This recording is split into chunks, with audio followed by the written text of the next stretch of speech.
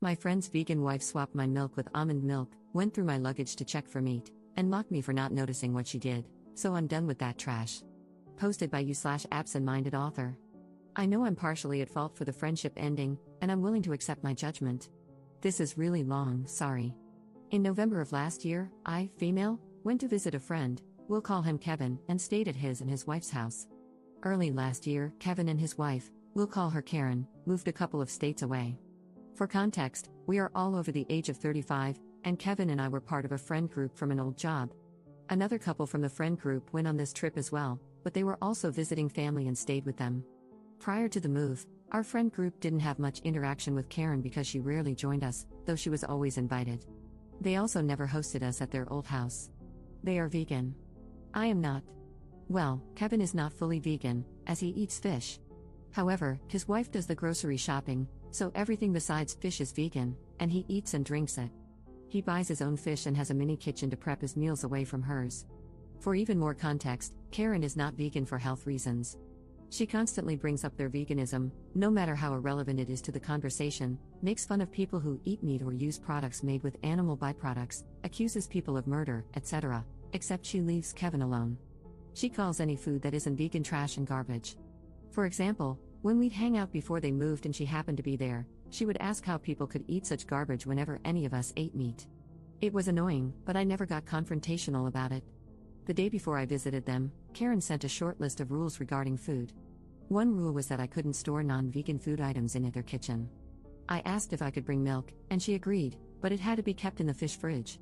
All the food I ate at their house tasted off, even the breakfast waffles and the tuna casserole Kevin made for the two of us on Saturday afternoon. It didn't taste spoiled, just off. Weird, and a little gross. I've never eaten vegan before, so I assumed it was just the difference in ingredients. I couldn't eat more than a few bites. Fortunately, I packed some protein snacks, non-vegan, that I kept in my room, zipped in a canvas bag at the bottom of my suitcase. I wasn't explicitly prohibited from bringing snacks into my room. I kept my trash and disposed of it after leaving. I also ate some street food at the market that Kevin, our friends, and I visited Saturday afternoon, and ate like a horse at the restaurant we went to Saturday night, no shame, lol. My husband and I were supposed to visit them again this weekend, but Karen called me a couple of hours ago. She told me I wouldn't be allowed to bring milk this time. She also said my husband and I couldn't bring snacks and that I should have asked for permission last time. Apparently, she had gone through my suitcase when Kevin, our friends, and I were out at the market and found my snacks. On top of that, she told me she replaced my milk with almond milk and found it hilarious. I drank some milk Friday night before bed and another glass Saturday morning. Then, Kevin told me he'd used it to make waffles and wanted to save the rest for the casserole at lunch. What actually happened was, after I poured my glass Saturday morning, Karen dumped the rest out and replaced it with almond milk. Kevin knew but didn't tell me. I didn't check because he said he wanted to save it. The waffles and casserole were made with almond milk. I was so mad I knew I couldn't say anything nice. I told her I had another call coming in and hung up. After calming down, I called back to ask why she went through my suitcase and dumped my milk. She said it was her house, and she had a right to know, so she could go through my things. She dumped the milk because nobody can tell the difference between cow's milk and almond milk, and I wouldn't have known if she hadn't told me. I called her a controlling, self-centered freak, told her that Kevin has a stash of real cheese hidden in the fish fridge that he sneaks into his food, and hung up on her. Then I called Kevin. He sided with her, saying I crossed the line by asking to bring milk and that it was rude to order meat at dinner. We argued, and I told him it seems like our lives are going in different directions and we don't need to be friends anymore. I probably should have asked if it was okay to have non-vegan snacks in my room, or I could have kept them in my car. I also shouldn't have called her names. I was a guest in their house, and Kevin has half convinced me that I should have respected Karen's veganism and not brought non-vegan food at all. My husband thinks they're completely in the wrong and that, since their lifestyle isn't one most people follow, they should have made exceptions, especially since Kevin gets a fish exception. He's also furious that Karen went through my stuff and pointed out that if I were allergic to almonds, I could have gotten very sick. He thinks I'm better off without them and says ending the friendship was reasonable. He and Kevin got along but weren't particularly close, just like Karen and me. A few minutes ago, I got a "hey, can we talk" text. Honestly, I don't know if I'm going to respond. I'm just kind of done with it. Edit. I'm so sorry that I can't respond to all of your comments, just know that I am reading them. I'm calling Kevin on my lunch break today and will post an update afterward, since so many people have asked for one. Commenter. I would have told her you could tell because you thought her cooking was rancid, But you were simply too polite to say anything, and that's why you ate everything in sight when you left her house.